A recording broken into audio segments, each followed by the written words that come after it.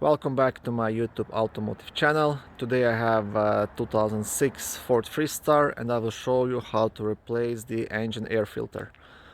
This is the second generation of these vans and they were made from 2004 all the way up to 2007. Okay, so this is the engine air filter box. So first what you want to do, you want to unclip these two hooks, and the air filter is actually located right here inside, and this is the air filter.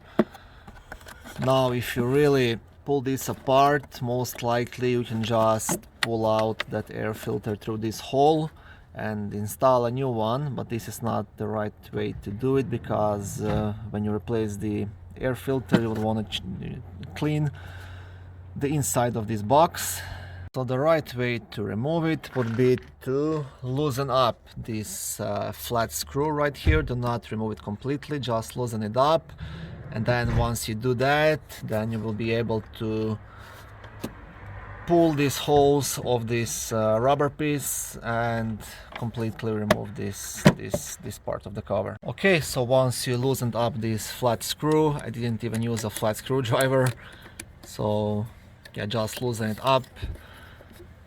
And now this will be completely loose, so you can pull these rubber holes off of this, and this way you can get much more access to the air filter and basically pull it out and replace it. Yeah, turn the flash on my phone so you can see better.